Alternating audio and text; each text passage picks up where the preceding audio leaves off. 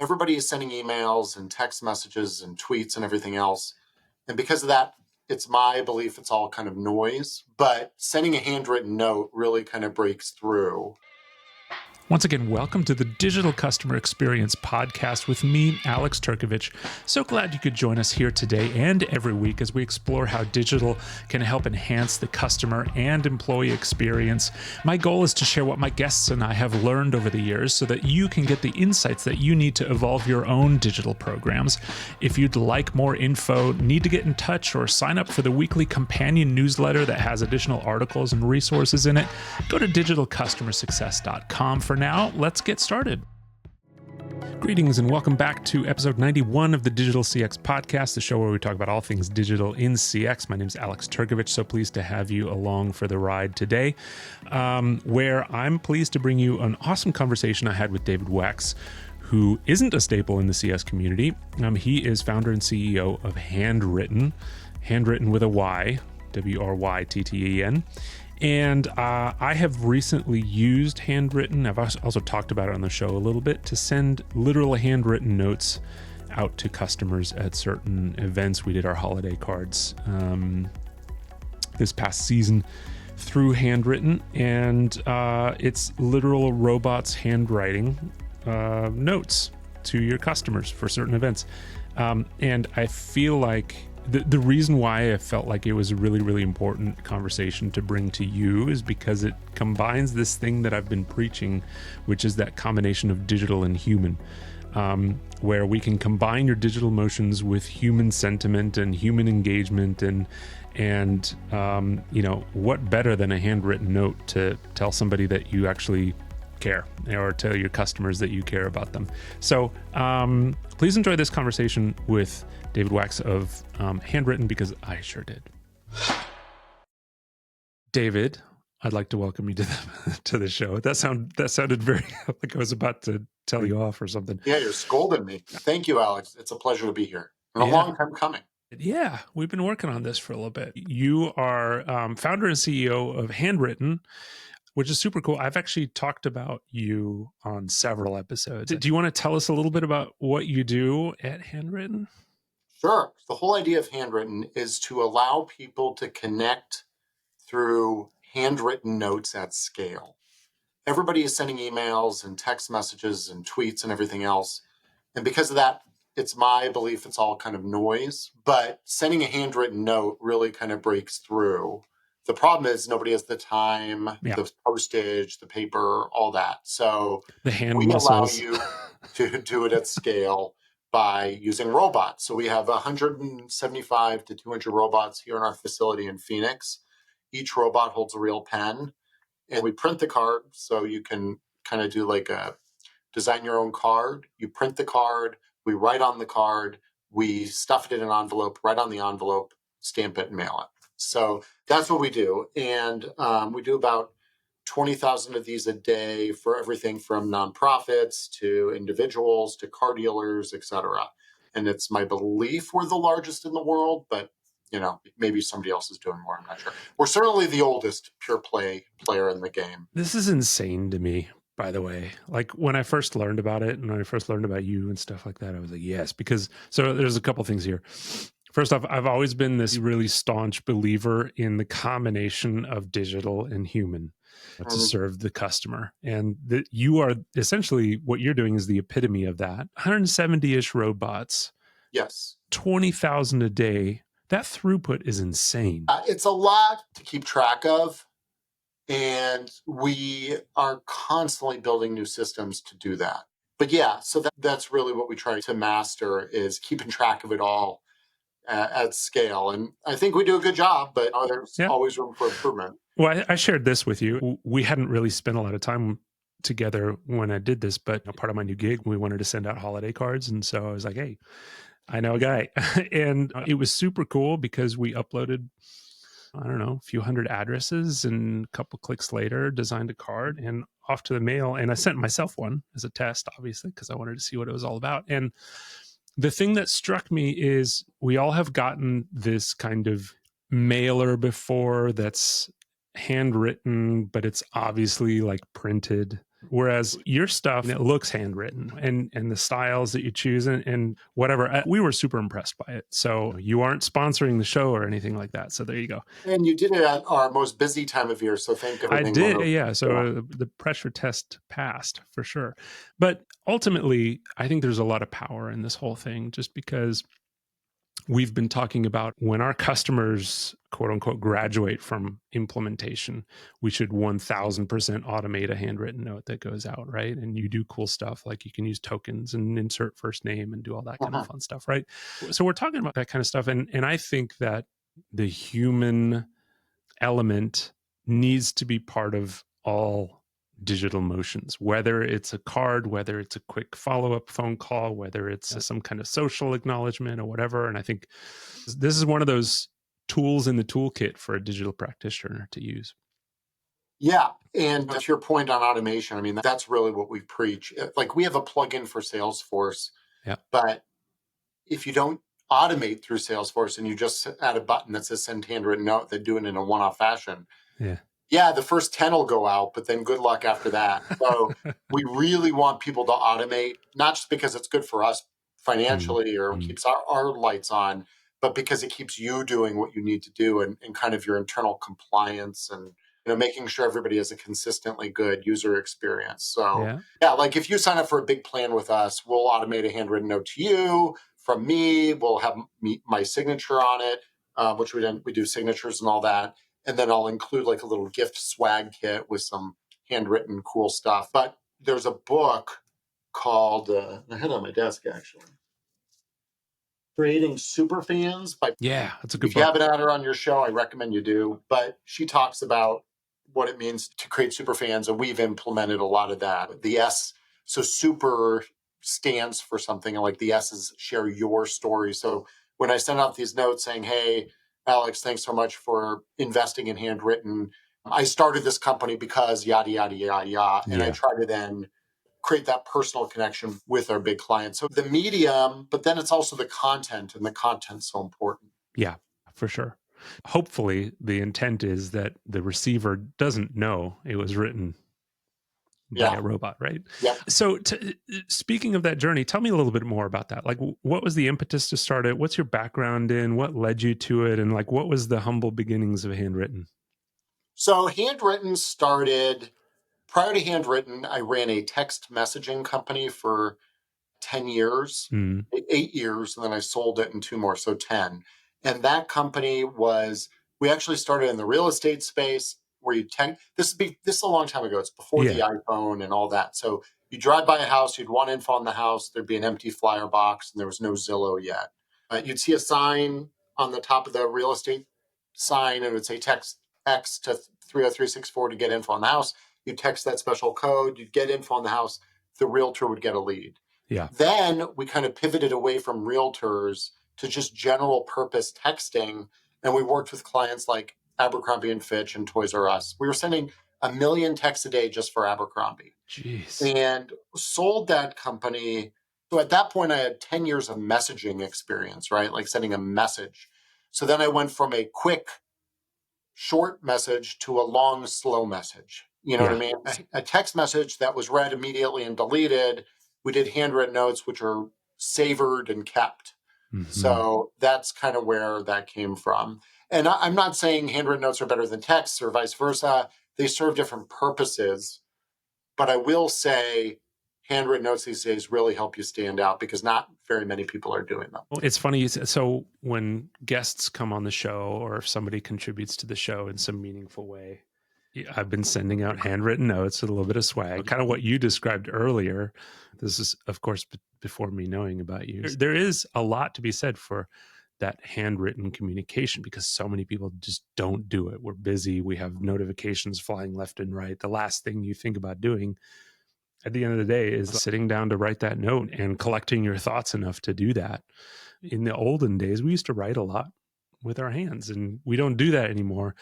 And I, for one, have noticed that just handwriting stuff, like after two or three cards, I'm like,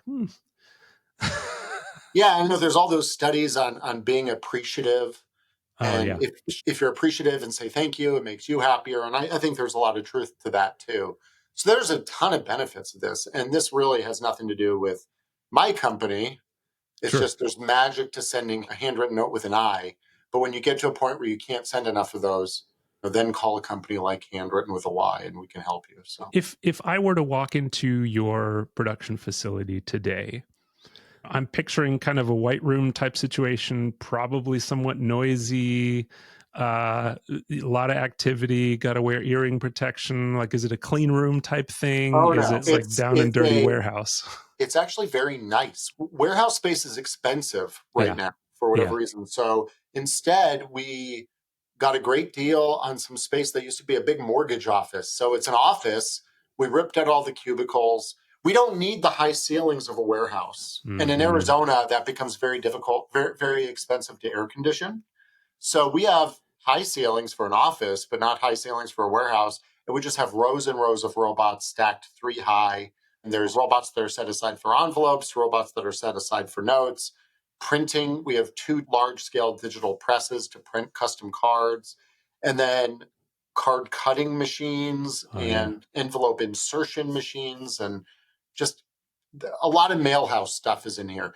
But as Mm. far as clean room, it's clean because I'm a neat freak for the office, but it's not clean room. And it's actually kind of on the quiet side nowadays. Our new robots are pretty quiet. So Okay. it's interesting. It's not what people expect. And then there's a whole other element of the office where we're building new robots. So it's a bunch of kids sitting, turning screwdrivers, and we've got 3D printers and laser cutters and circuit boards that we design and get made in China and shipped to us. So there's a lot of, it's really an art and a science in one building. Yeah, it sounds like it. You'll have to send me a picture and I can include it in the Yeah. show notes or something. But we just got into 3D printing at our household. Is this like the size of the robot we're talking about? Like a standard 3D printer size? It's, yeah, it's kind of like the size of a laser printer in cubic volume. Hmm. So it's about yay big, maybe 2 to 3 feet wide or 2 to 3 feet long and about the same wide and a foot and a half tall. And Yeah. the big thing is reliably feeding paper. Feeding paper is easy. Feeding stuffed envelopes or envelopes in general is Hmm. difficult. That's why when you get your laser printer at home or whatever, look, it's one at a time. It's Yeah. because that poofiness and the inconsistency of the flap side and the non, it just makes it very hard to feed. So we've put a lot of effort into building reliable feeders of stuffed envelopes, and we're on iteration like 5 for that. But yeah, we use 3D printers. We used to use very expensive ones, and now we've kind of moved downstream. But yeah, so and it's interesting because the 3D printers are XY coordinate or XYZ coordinates, and Oh, our handwriting robots are XY, and then Z is pen up, pen down. So it's very similar technology to what's inside a 3D printer. fascinating. I feel like I could go on and on about this, but it's also maybe members of our audience don't appreciate the Yeah, technical it's side of it as geeky. much, but it's Yeah, super, super cool. So I'd love to talk a little bit more about kind of the use cases. We've talked about the basic use case of sending a thank you card at the end of something or those kinds of things, but I'm sure you have a file drawer full of interesting use cases that folks yeah. have used Handwritten for. Well, what I'd like to say is if you do anything too unique, it becomes a promotion Hmm. or a campaign and not a CRM initiative. I like Mm-hmm. to keep things easy and leave them as CRM. So what does that mean? That means thank you for your order or thank you for your business. That's most of what we do is thank you. I'd Yeah. say 80% of what we do around here is thank you notes. And then the other part is birthday, anniversary of business, and then other. But the number one is thank you. I always preach on podcasts what I call a full stop thank you, which means you're not asking them to refer a friend. You're not asking them to use a coupon. You're just saying thank you. Because if you do anything else, you're washing away the thank you and insincerity. So don't do that. The fact that somebody chose you or chose your company or your product, that deserves a thank you in most use cases, I'd say. Hmm. And nobody does it. Yeah. And if you do it, you'll stand out. And then people say, well, what's the ROI on that? And then I get into a philosophical debate with myself of like, what's the matter with people where they need an ROI to say thank you? But better said by a guy named Albert Einstein. He said, not everything that matters can be measured, and not everything that can be measured matters. To fully quantify the ROI is going to be very difficult. What you could do is a long-term A/B test where you send thank yous to some people and you're jerks to other people and you don't, inappreciative to others, and then see the lift there. But I can give you some clever use cases. We have a meal box company. It's a snack box company. Okay. They send snacks to your office. And they found that when they screwed up, maybe they delayed the box or it had the wrong snacks or it never arrived or whatever, they'd follow up with another snack box full of swag and that type of thing and a handwritten note apologizing. And they found that those customers that had the win back, the apology, etc., actually had a higher lifetime value than people that were never screwed up with in the first place. So then, obviously send the win back, but why don't we send the win back? Why don't we screw up with everybody and win back everybody?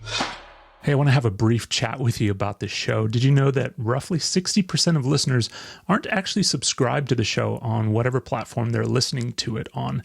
Now, as you know, algorithms love likes, follows, subscribes, comments, all of that kind of stuff. So if you get value out of the content, you listen regularly, and you want to help others to discover the content as well, please go ahead and follow the show, leave a comment, leave a review. Anything that you want to do there really helps us to grow organically as a show. And while you're at it, go sign up for the companion newsletter that goes out every week at digitalcustomersuccess.com. Now, back to the show.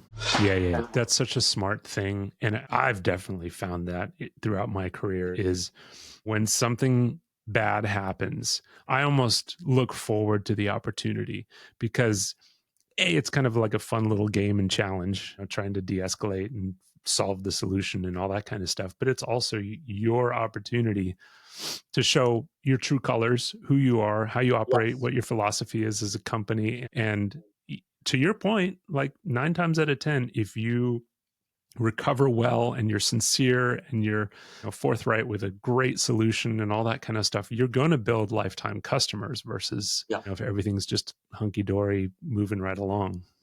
Yeah, I mean, before this show, you asked me if I had any examples of companies doing CS right. And I got to say, I'm renovating my backyard. We ordered some grilling equipment from barbecueguys.com. The side burner came to my house and it's expensive. It was like $1,000 or $1,300. It came and it looked like somebody had jabbed the box with a forklift. It was just destroyed. And first of all, they shipped it and it was a big, heavy box full of stuff. They shipped it and arrived next day, which was super impressive. And then second of all, I called my designated contact at Barbecue Guys and I told him what happened. And the next day I had a replacement. And they followed up with me. I didn't have to follow up with them. Their head of customer service called me and said, we just want to make sure you got the replacement. Everything okay?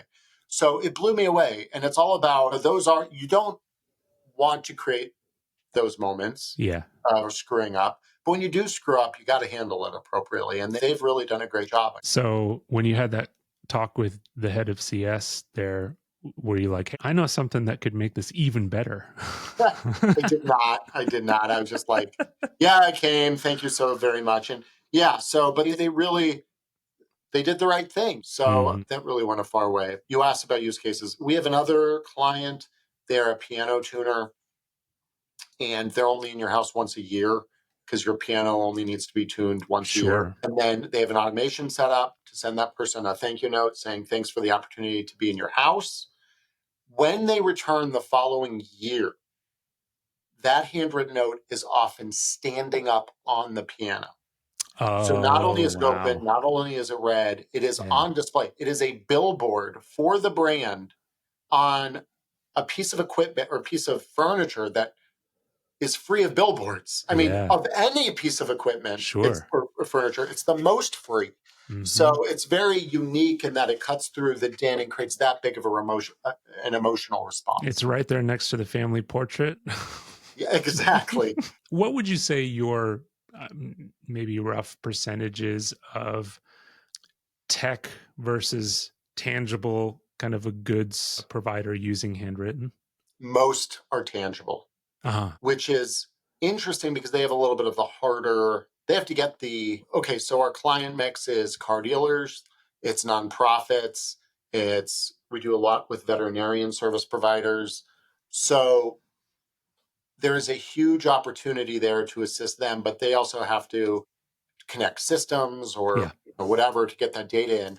With online brands, we have a Shopify plugin that within 5 minutes you can set up, and then it'll automatically send every new client a handwritten note, or after they hit a certain threshold of spend or whatever. And we don't have that many of those. But another story, a counter example was a perfume brand. They make a very, very high end cologne and perfume. I was in the mall with my wife and kids, and we went into a department store. And that department store, they had a stanchion set up, or whatever, an area set up for that cologne. And I walked up and I was showing my wife, and I said, "We do the handwritten notes for this cologne." And the store clerk ran over and said, "No, you don't. I have to write those notes myself." And Uh-huh. what was happening was their online sales were receiving an automated handwritten note every time, and it was consistent and appropriate, etc. The offline sales, they left it to their store clerks. And after they were busy merchandising and selling and clearing out the cash register and all that stuff, they Wasn't never got getting around done. to it. Yeah. So the online has actually a huge opportunity to create a more personal experience than the offline in some Crazy, cases. huh? For another luxury brand, we handle both online and offline. Yeah.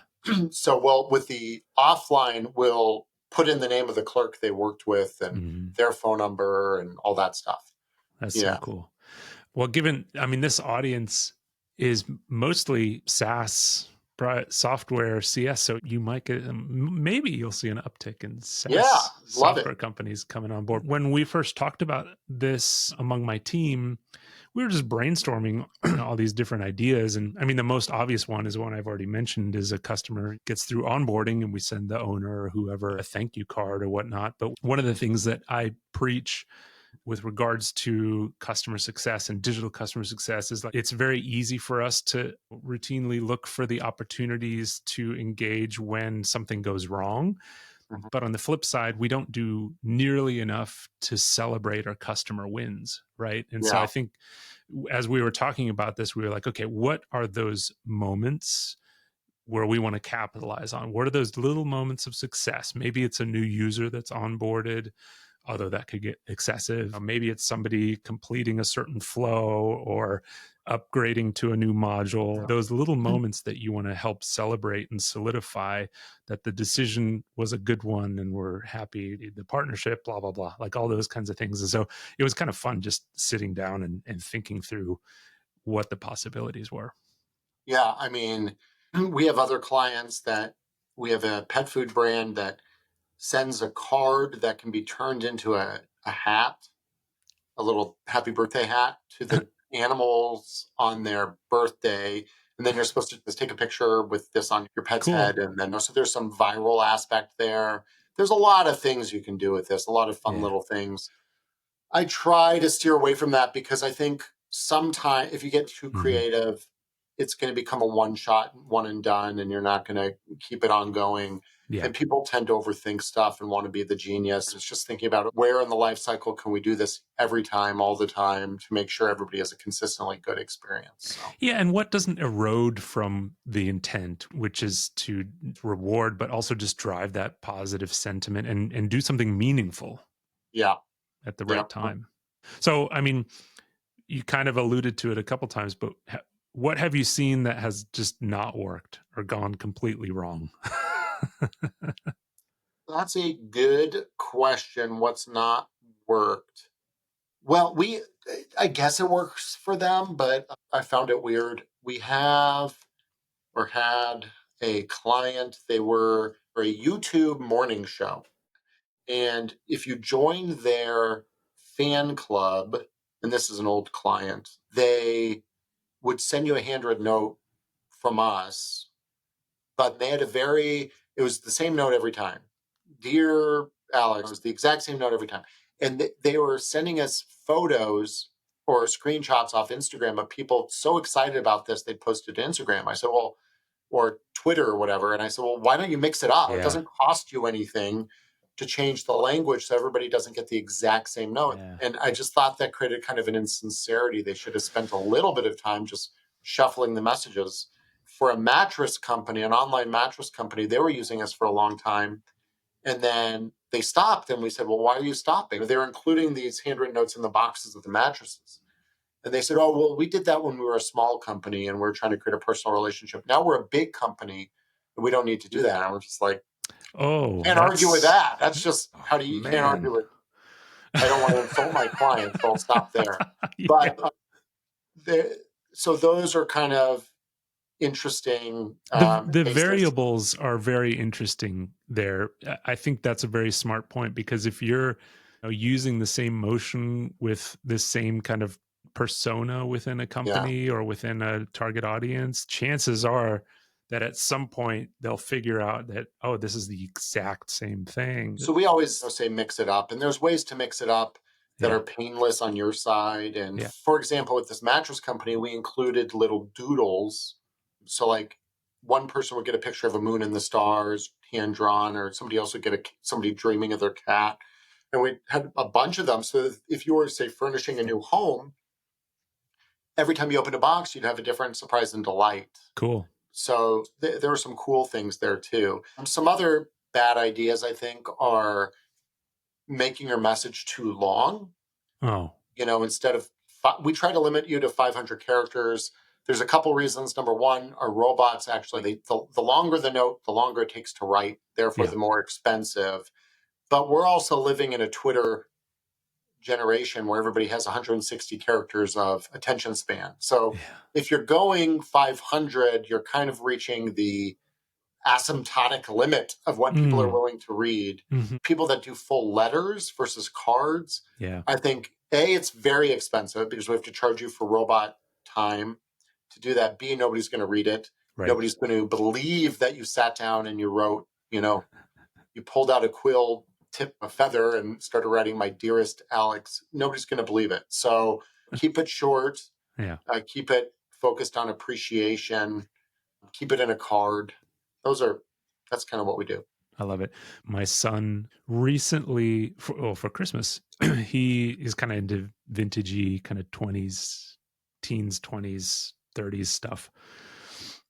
He wanted a typewriter. So we got him like a refurbished, like vintage 20s, mid 20s typewriter. And the thing is so cool. It brought back a lot of memories because I'm of a certain age where we had a typewriter in the house. And, so it was kind of cool, but he's been using the snot out of it, just typing various things. And it's such a cool, visceral Yeah, thing that we're not used to anymore. It goes back to the like a almost a lost form, that written communication type situation. 100%. Hmm. And the most important thing about a handwritten note, ideally an actual handwritten note, is the time and focus you put into writing it, not the note itself. And even if people know that you used a service like ours to write a note, they know you at least took a moment to think of something different to do. Hmm. And while that's not the same as sitting down and putting pen to paper yourself,